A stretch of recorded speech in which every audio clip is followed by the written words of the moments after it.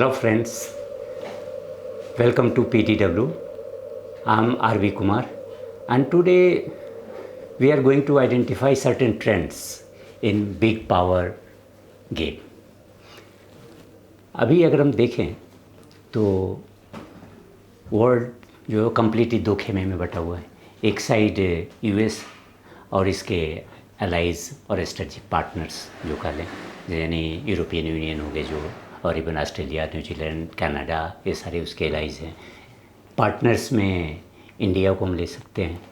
दूसरे खेमे को अगर देखें तो रसिया एंड चाइना का एक्सिस है, और इसके साथ ईरान, नॉर्थ कोरिया, इनको ले सकते हैं. तो इस तरह दोनों खेमा क्लियर. अब ग्रेजुअली पहले तो थोड़ा सा लग रहा था कि दोनों में बड़ा ही नेबुलस और इवन ब्लर जो लाइन बटा हुआ, लेकिन अब है कि वो ये जो दोनों खेमा वो कंप्लीट वे में कह सकते हैं कि वो कंक्रीटाइज फॉर्म में आ चुका है.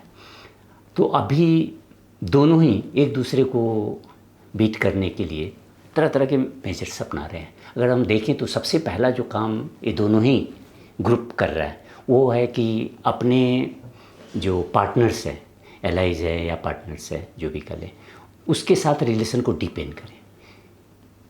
लास्ट मंथ अगर हम देखें तो सारे यूएस और यूरोपियन यूनियन के साथ दोनों के रिलेशन को स्ट्रेंथन करने के डायरेक्शन में बहुत सारे डेवलपमेंट्स हुए हैं.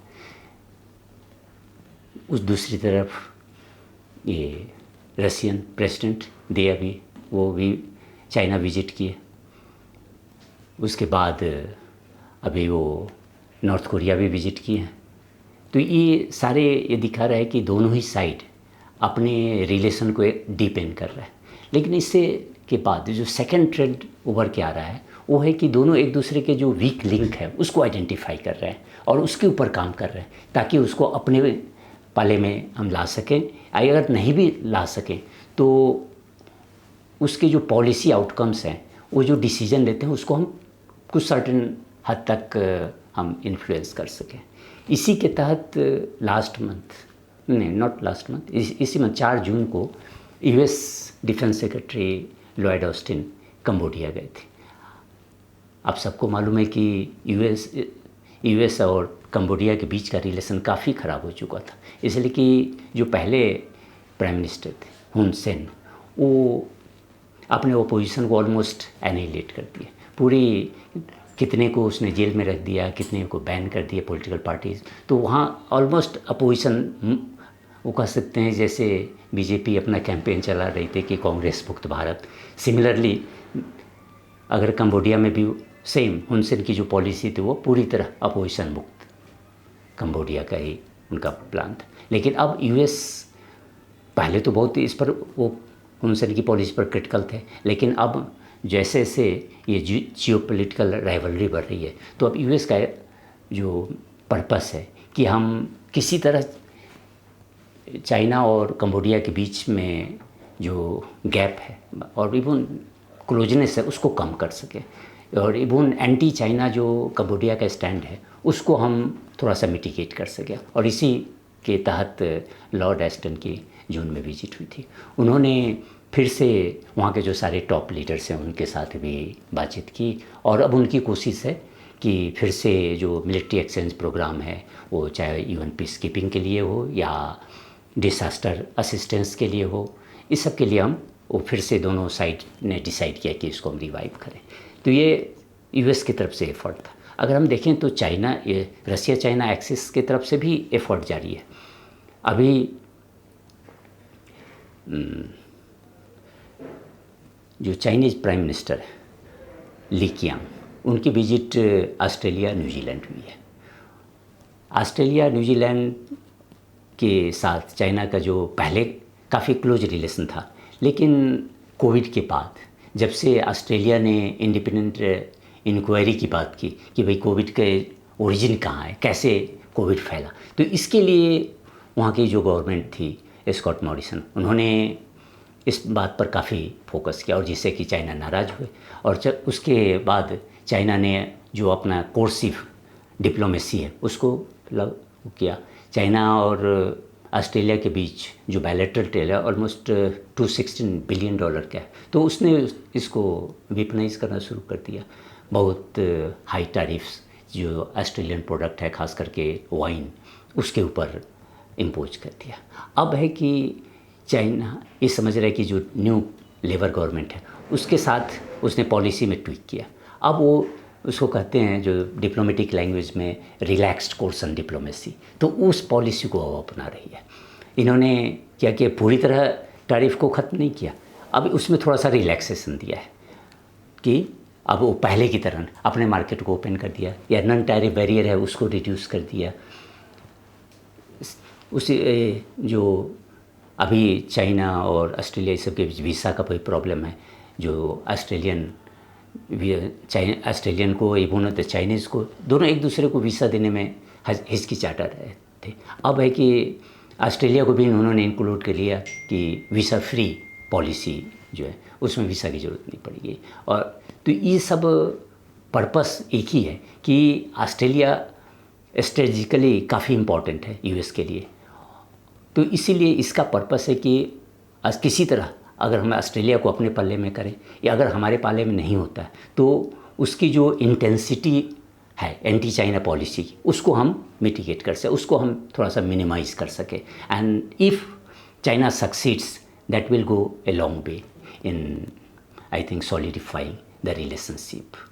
लेकिन अब ऑस्ट्रेलिया को भी इसमें, अभी तो ऑस्ट्रेलिया करे कि we are trying to maintain balance between economic and security relations, तो वो आगे देखना पड़ेगा। अभी तो इमीडिएट कुछ नहीं पता चलेगा, कुछ दिन के बाद पता चलेगा कि कहाँ तक ये सक्सेसफुल अपने अपने काम में होता है। एक तीसरा जो ट्रेंड है कि दोनों ही साइड अपने जो पार्टनरशिप है उसको भी एक्सपेंड कर रहा है, अपने ग्रुप को एक्सपेंड करने की कोशिश दोनों ही तरफ से जारी है। तो पुतिन की विजिट नॉर्थ कोरिया हुई, और नॉर्थ कोरिया के बाद वियतनाम गए। आपको याद होगा कि लास्ट ईयर जो सितंबर में G20 समिट हुई थी, उसके बाद बाइडेन की विजिट हुई थी वियतनाम। उस समय उन्होंने दोनों ही यूएस एंड वियतनाम के बीच बहुत सारे एग्रीमेंट साइन हुए थे।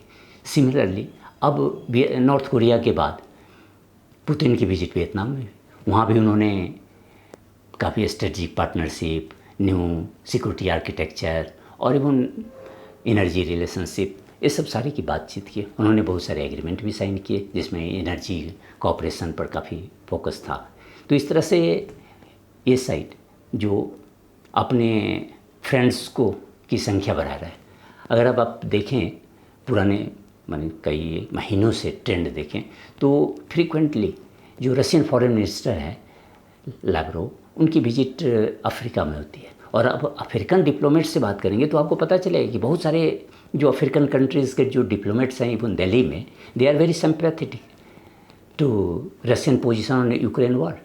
दे are not going, even they challenge the western interpretation of the war and the reasons which led to the. जैसे ही आप बात करेंगे तो कहे कि भाई जो नाटो है वो अपना एक्सपेंशन ईस्ट वर्ड करता है, तो जिसके कारण स्वाभाविक है रसिया को खतरा होगा और रसिया उसके अगेंस्ट में स्टैंड लेगा ही लेगा। तो they think Russian invasion is nothing but a reaction और even a response to the West policy to squeeze Russia. तो ये एक अलग एंगल है।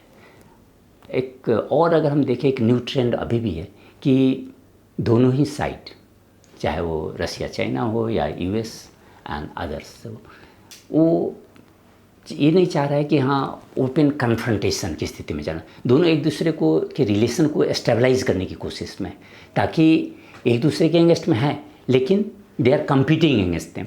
अभी देखें तो इंडिया भी चाइना के अगेंस्ट में अपनी पॉलिसी में ट्वीक किया है।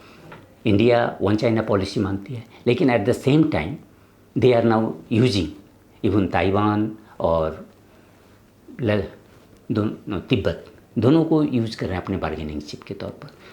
जब मोदी गवर्नमेंट की सब ये विक्ट्री और ये शपथ समारोह के बाद ताइवान के प्रेसिडेंट लाई चिंगते ने इनको कंग्रेचुलेट किया, तो उसके रिस्पॉन्स में प्राइम मिनिस्टर मोदी ने भी बड़ा वार्मली रिस्पॉन्ड किया और ये भी कमिट किया कि भाई दोनों के बीच का रिलेशन, इंडिया और ताइवान का रिलेशन काफ़ी आगे बढ़ेगा। दूसरी तरफ अगर देखें उसके बाद तो अभी जो यूएस डेलीगेशन आए हुए थे और India didn't object to the meeting between Dalai Lama and the US delegation, they allowed it.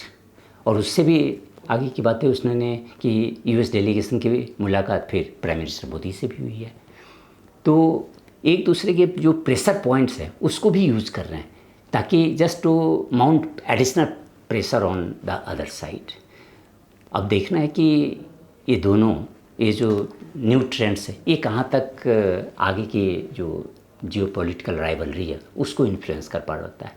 क्या कोई ग्रुप एक दूसरे के जो वीक करी है उसको अपनी तरफ खींचने में सक्सेसफुल होता है या नहीं होता है।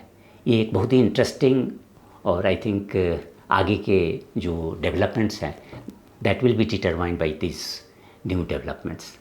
Thank you.